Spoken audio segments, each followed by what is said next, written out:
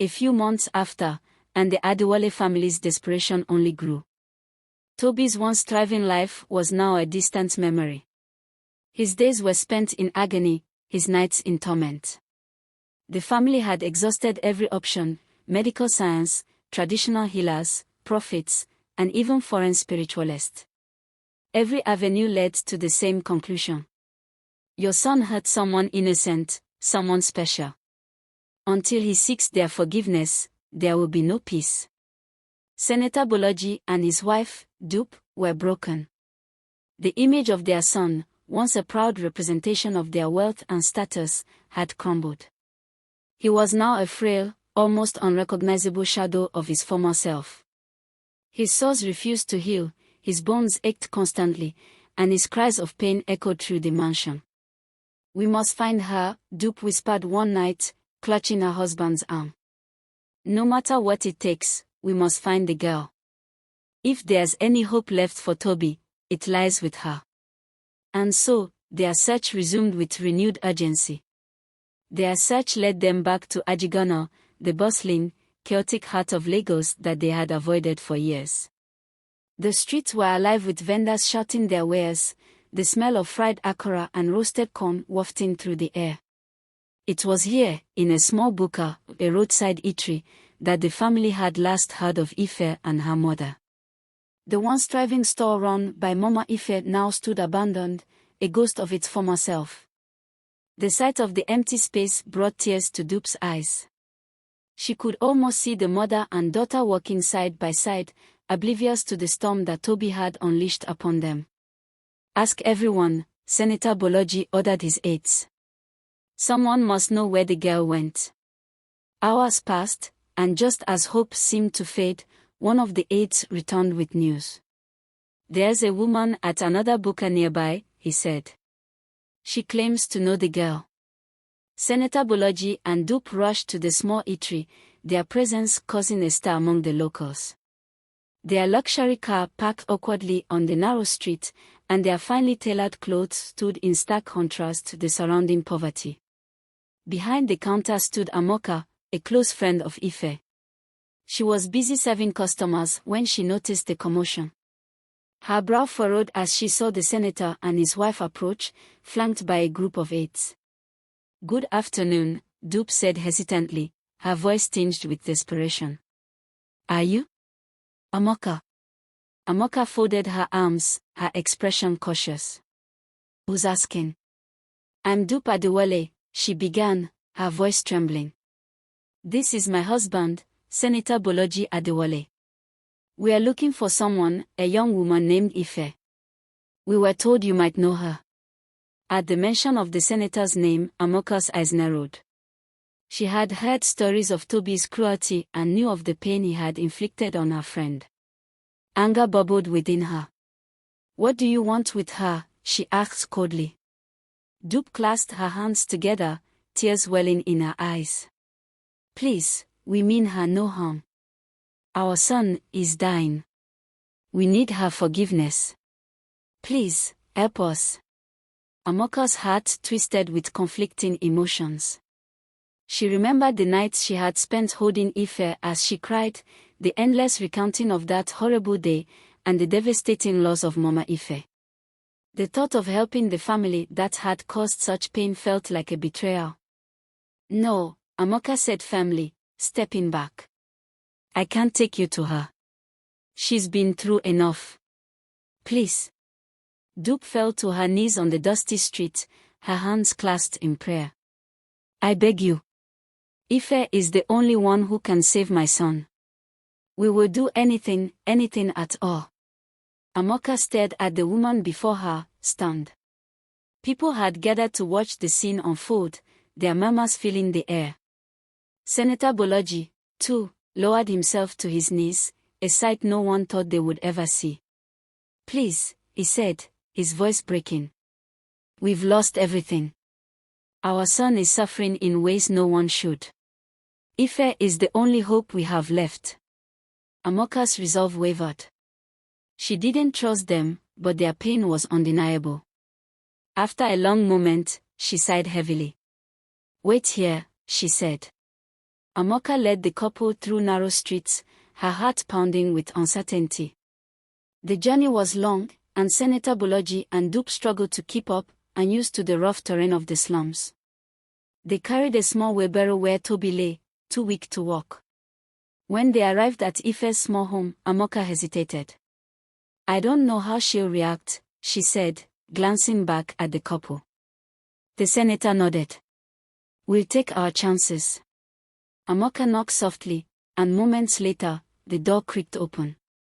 Ife stood in the doorway, her face pale and drawn.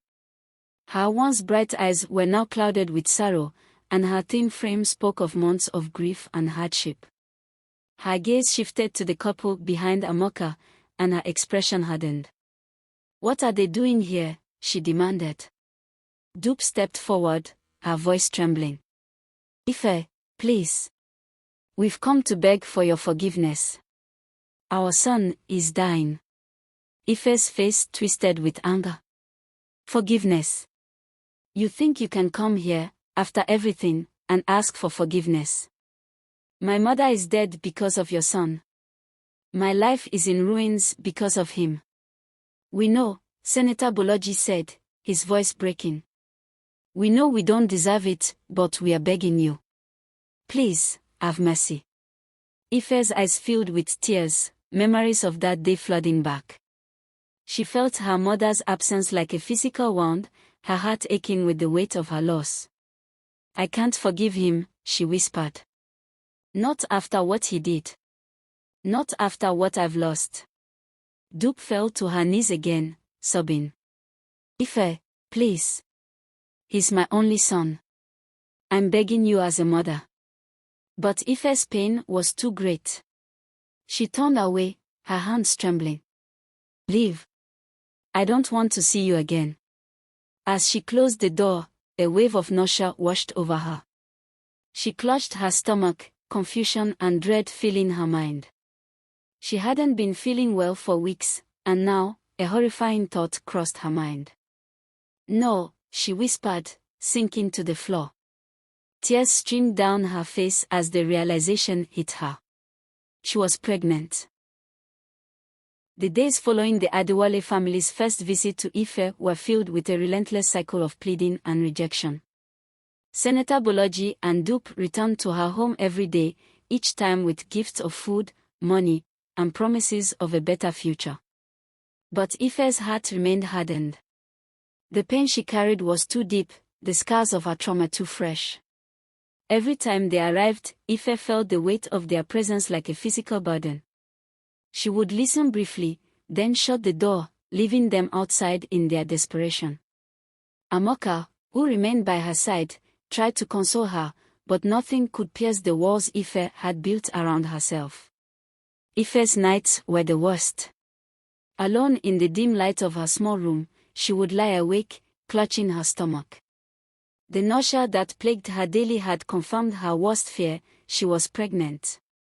The child growing inside her was a constant reminder of her assault, of the life that had been stolen from her. She wanted to hate the baby, to see it as an extension of the man who had destroyed her, but each time she tried, guilt consumed her.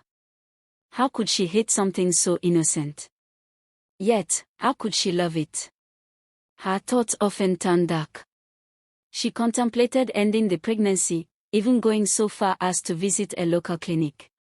But each time, something stopped her, a faint voice in her heart that whispered against it. Despite Ife's rejections, Toby's parents refused to give up. They came every morning, sometimes bringing Toby with them, pushing his frail body in a wheelbarrow. Toby had insisted on joining them despite his weakness. "I'll stay here," Toby rasped one day, his voice weak but resolute. "If she won't forgive me, I'll die here. It's no less than I deserve." His parents looked at him with pained expressions, but they didn't argue. That evening, they left him in front of Ife's small house, his body slumped against the door. When Ife opened it, she was met with the sight of the man who had ruined her life, sitting on the ground, his face pale and drawn, his breathing labored. "What are you doing here?" she demanded, her voice cold. "I won't leave," Toby said, his eyes locking onto hers. Not until you forgive me. I don't care how long it takes. She slammed the door shut, her hands trembling. His words haunted her, and she found herself unable to sleep that night. One stiflingly hot afternoon, Ife fell into an uneasy sleep. In her dream, she stood in a field of wildflowers, the air thick with the scent of jasmine. Ahead of her stood her mother, radiant and peaceful, her smile soft but tinged with sadness. "Mama," Ife whispered, tears streaming down her face. "My daughter," Mama Ife said, stepping closer. "I see your pain, and it breaks my heart.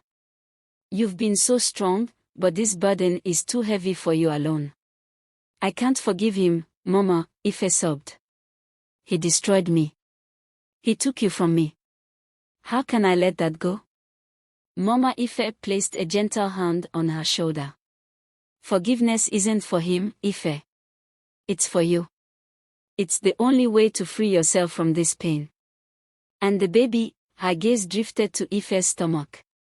"This child is not a curse, my love. It's a gift. Promise me you'll love it, protect it, and never harm it." Ife woke with a start, her mother's words echoing in her mind. Tears streamed down her face as she looked out the window. Outside, Toby lay slumped against the wall, his face contorted in pain. His shallow breaths made her heart ache despite herself. That evening, as the sun dipped below the horizon, Ife stepped outside. Toby barely lifted his head, too weak to move. She knelt beside him, her hands trembling as she placed them on his shoulders. "I forgive you," she whispered, her voice breaking.